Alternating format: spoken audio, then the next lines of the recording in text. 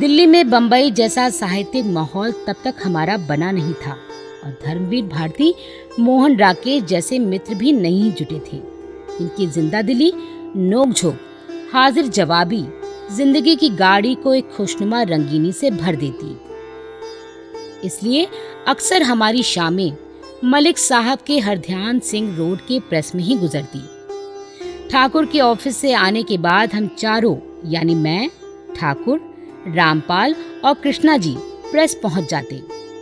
कई बार प्रूफ मिलने से देर हो जाती तो वहीं मलिक साहब के घर पर बैठक लग जाती।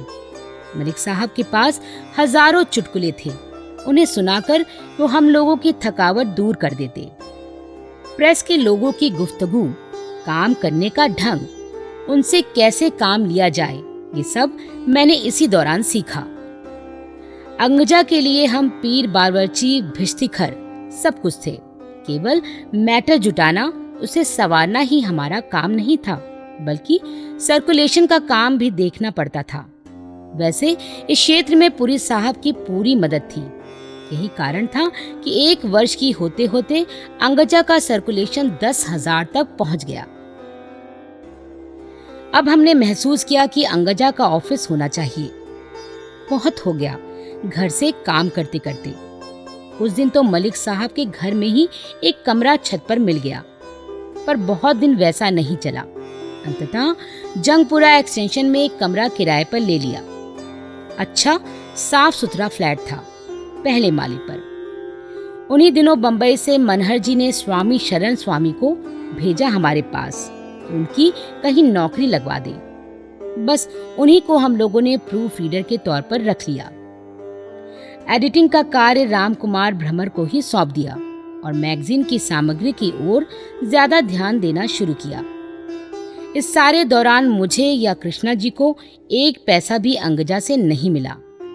कई बार मुझे और कृष्णा जी दोनों को ही लगता कि भाई मेहनत तो चलो हम पूरी कर ही रहे हैं, अभी तक घर से भी पूरा पैसा लगता रहा है, क्योंकि ऑफिस घर में था, लोगों का आना जाना लगा ही रहता था, इसलिए खर्चे भी होते थे। किंतु अब जब ऑफिस बकायदा हो गया है, तब कम से कम ऑफिस आने जाने का स्कूटर का किराया तो मिलना ही चाहिए। सेंट्रल न्यूज एजेंसी से तनख्वाह की तो कोई गुंजाइश दिखती नहीं थी। पुरी साहब भी तो केवल पत्नी का शौक पूरा करने के लिए पत्रिका निकाल रहे हैं। फिर जब लेखकों को पारिश्रमिक देते हैं, तब हमारे लिए भी इतना तो कर ही सकते हैं। ऐसी बातों पर ठाकुर मेरे ऊपर बहुत गुस्सा होते। उन्हें तो बस काम और काम में लगे रहना ही पसंद था। पैसे के प्रति उन्हें तनिक भी मोह नहीं था। वो वर्तमान में ही जीना चाहते थे। भविष्य की उन्होंने ना कभी चिंता की और ना ही कोई योजना बनाई। सब काम में लगे हैं। गृहस्थी की गाड़ी ठीक चल रही है। बस इतने भर से ही वे सदैव संतुष्ट रहे। इस गाड़ी को चलाने में, घर और बाहर का तालमेल बैठाने में और सामाजिक पारिवारिक दायित्वों का निर्वाह करने में मेरे ऊपर कितना बोझ पड़ रहा है, इस बारे में वह कभी चिंतित नहीं हुए और ना ही मैंने कभी उनसे इस बारे में कोई शिकायत की। किंतु जब आर्थिक तंगी आई, तब मैंने कहा कि ऑफिस आने जाने का कम से कम कन्वेंस का खर्चा तो मिलना ही चाहिए। बहुत डांट पड़ी मुझे। तुम्हें तो बस पैसे की ही पड़ी रहती है। मानती हूं इस दौर में मेरी मजबूरी थी यह प्रस्ताव रखने की। बच्चे छोटे थे, पारिवारिक कठिनाइयां थीं, कितना भी जोड़ तोड़ करो बजट फेल हो ही जाता था। मेरी अपनी कोई ज़रूरतें नहीं थी, फिर भी दिन प्रतिदिन स्कूटर का खर्चा निकालना भी तो मुश्किल था। खैर कई महीने तो किसी तरह चलता रहा, किंतु इस बात पर जब हम लोगों ने जोर दिया, तब इनकी मर्जी के बगैर यह प्रस्ताव पुरी साहब के सामने रखा गया कि कम से कम कन्वेंस अलाउंस तो हमें मिले। अंततः यह समस्या हल हो गई। अंगजा 2.5 वर्ष निकली और खूब चली। पुरी साहब की पत्नी अब मां बन चुकी थी और अपनी गृहस्थी में रम गई थी। अंगजा के प्रति अब उन्हें कोई चाव नहीं रह गया था। पुरी साहब भी हर माह विज्ञापन जुटाने और बढ़ते संपादकीय और प्रकाशन संबंधी खर्चों से परेशान थे। इस कारण सोचने लगे कि अब इसका प्रकाशन बंद ही कर दिया जाए। वास्तव में पुरी साहब का कमीशन संबंधी व्यापार था। पुस्तक और पत्र पत्रिकाओं के वितरण का काम अधिक पूंजी की मांग भी नहीं करता है और परिश्रम व पूंजी का तत्काल फल भी मिल जाता है, जबकि पत्रिका निकालने में शुरू में अपना पैसा लगता ही लगता है। प्रकाशन के 100 खर्च, लेखकों के पेमेंट आदि तो करने ही पड़ते हैं। पत्रिका चल गई, विज्ञापन बराबर आते रहें तो बाद में कहीं जाकर फायदे नजर आते हैं। विज्ञापन लाने के लिए अलग से एक व्यक्ति रखना पड़ता है, सर्कुलेशन के लिए अलग से पूरी टीम खड़ी करनी पड़ती है और इस सब में पैसा लगता है। प्रारंभ में तो ये सब काम हम ही कर लेते थे। मांग के साथ साथ ये सब जरूरतें ऐसी हो गई कि उन्हें पूरा किए बगैर गाड़ी रफ्तार नहीं पकड़ सकती थी। उस बिंदु पर जबकि लंबी उड़ान की सारी तैयारी हो चुकी थी, एक ग्राउंड बन गया था। पुरी साहब हतोत्साहित हो गए। वह कमंद जिसके सहारे एक सपने का ताना बाना बुना गया था, बीच में ही टूट गई और अनेक पत्रिकाओं की तरह अंगजा भी बंद हो गई। अगर वह निकलती रहती तो पुरी साहब को अवश्य अपनी लगाई पूंजी का रिटर्न मिलता, पर ईश्वर को ये मंजूर नहीं था। सभी ने कहा कि पत्रिका निकली, खूब निकली, ऑफसेट में छपी। देश के सभी श्रेष्ठ लेखकों ने रचनाओं से भरपूर सहयोग दिया। रचनाओं की कमी नहीं थी, पर आर्थिक तंगी के बारे में तो हम कुछ कर नहीं सकते थे।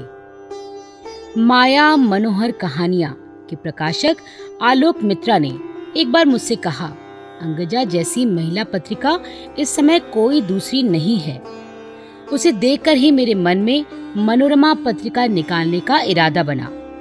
मेरे लिए ये बात बड़ी संतुष्टि की थी। फिरोज शाह रोड के घर में रहते रहते 1 वर्ष होने चला था। इसी बीच खान मार्केट के समीप रविंद्र नगर में सरकारी फ्लैट मिल गया और हम लोग वहां रहने चले गए। रविंद्र नगर का घर भी कलाकारों की भीड़ से घिरा रहने लगा। इसी समय कथक के जाने माने आचार्य कृष्ण कुमार जी से भेंट हुई। उनके स्वर्गवासी पिता महाराज कृष्ण गोपाल भी कथक के आचार्य थे और उनके 50 शिष्य शिष्याएं थीं। महाराज कृष्ण कुमार की आयु जब 1.5 वर्ष की थी, तभी उनके पिता का स्वर्गवास हो गया था। उनके पिता की एक शिष्या हीराबाई पटियाला वाली थी। गुरु के परिवार के संकट की खबर पा वह लाहौर जाकर बालक कृष्ण कुमार को अपने साथ पटियाला ले आईं और उन्हें नृत्य की शिक्षा देने लगी। वहां से कृष्ण कुमार जी अपने ताऊ हनुमान प्रसाद के साथ दिल्ली आ गए। उनके पिता महाराज कृष्ण गोपाल के एक और शिष्य आशिक हुसैन उन दिनों फिल्म जगत के माने हुए हीरो थे। उन्हें जब ये खबर लगी कि उनके गुरु पुत्र कृष्ण कुमार अपने ताऊ हनुमान प्रसाद जी के पास दिल्ली में शिक्षा प्राप्त कर रहे हैं और अपनी कला में निष्णात हैं, तो वे दिल्ली आकर कृष्ण कुमार को बंबई ले गए। उस समय कृष्ण कुमार की आयु 11-12 वर्ष की थी। ये थी हमारी सांस्कृतिक विरासत, गुरु शिष्य परंपरा, जो भारत में अनादिकाल से चली आ रही है, लेकिन अब दूसरी परंपराओं की तरह ये भी टूटने लगी है। बंबई में जगह जगह भटकने के बाद कृष्ण कुमार जी बरेली पहुंचे, जहां उन्होंने आस्था और विश्वास के साथ एक नया जीवन शुरू किया। सुबह होते ही जंगलों में निकल जाना, नृत्य की साधना करना। टिपरी नाथ मंदिर की शिव मूर्ति में उन्होंने नटराज का रूप देखा। हर दिन मंदिर में वो 8, 10 और 12 घंटे नृत्य का रियाज करते, नागा बाबाओं की संगत में घूमते। यहीं से उन्हें एक दूसरे के प्रति स्नेह, आदर एवं संघर्षों से जूझते रहने की प्रेरणा मिली। हीराबाई से उन्हें कठिनाइयों के बीच मुस्कुराते रहने की कला, अदब और लिहाज की शिक्षा मिली और इसी से वो जीवन को सही अर्थों में समझ सके। उनकी यही खूबियां, नागा बाबाओं जैसा फक्कड़पन, बेलौस स्वभाव ठाकुर को रिझा गया। ठाकुर का कलाकार मन कृष्ण कुमार का इतिहास सुनकर द्रवित हो गया। कि कैसे बिरजू महाराज के साथ भारतीय कला केंद्र में प्रमुख भूमिकाएं करने के बावजूद वह स्वाभिमानी कलाकार वहां टिक नहीं सका। कृष्ण कुमार के इसी स्वाभिमान ने हमें प्रभावित किया। ठाकुर ने देखा कि उनमें अमित प्रतिभा है, भावों की अभिव्यक्ति में उन्हें सिद्धता प्राप्ति है। जटिल से जटिल मनोभाव को मुख मुद्राओं से दर्शा सकना उनकी खासियत है। बिहारी का एक दोहा, कहत नटत रीझत खीजत, मिलनी कहत लजियात, भरे भौन में करत हैं, नैनो ही सौ बात। बहुत साफ अर्थ हैं इसके, किंतु उस दिन जब कृष्ण कुमार जी ने अपने मुख मुद्राओं के प्रदर्शन के द्वारा इन पंक्तियों को मुखरित किया तो मुखाकृति की बारीकियां, नजर के अंदाज और अबोले बोलों की सार्थकता चेहरे पर कैसे गंगा जमुनी रंग बिखेर देती है, इसका एहसास पहली बार हुआ हम लोगों को। और उसी समय हम लोगों ने सोचा कि हिंदी के प्रतिष्ठित कवियों के गीतों पर अभिनय के प्रयोग किए जाएं। महाराज कृष्ण कुमार जी का कहना था कि आज जब कथक कलाकार अपने साथ झांझर, मंजीरे, गायक, सितार वादक, वायलिन वादक लेकर चलता है तो वह अपने रियाज की कमजोरी छिपाना चाहता है। वही पुराने तराने, वही छोटे छोटे कथानक जैसे द्रौपदी चीरहरण, माखन लीला आदि की मंच प्रस्तुति को ही वह अपने कलाकार जीवन की सार्थक उपलब्धि मान लेता है। कृष्ण कुमार जी को हमारे प्रस्ताव में लीक से हटकर कुछ नया करने का अवसर दिखा और फिर हमारे घर ही काव्य संध्या के रिहर्सल शुरू हो गए।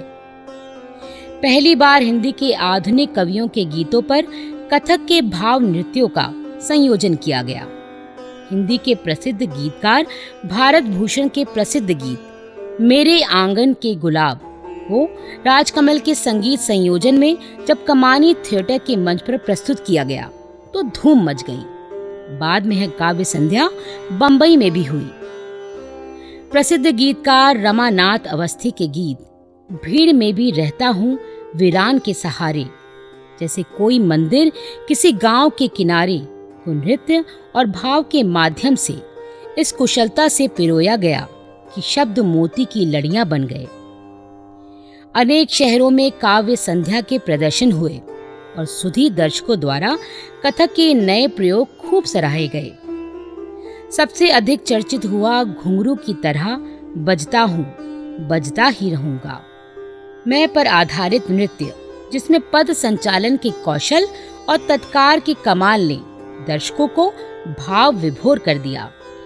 हरिवंश राय बच्चन की मधुशाला का वह अंश छायांकन और नृत्य के द्वारा कुशलता पूर्वक दिखाया गया, जहां कुम्हार के माध्यम से बताया गया कि ईश्वर कैसे अपने बंदे बनाता है। कोई रूपवान है तो कोई विकलांग भी है, अनगढ़ भी है, तो दोष उसका नहीं बनाने वाले का है। इसके बाद सिलसिला शुरू हुआ नृत्य नाटिकाओं का। एक के बाद एक कई नृत्य नाटिकाएं लिखी गईं, जैसे हाड़ा रानी, उमर खय्याम, बेटी हिंदुस्तान की आदि।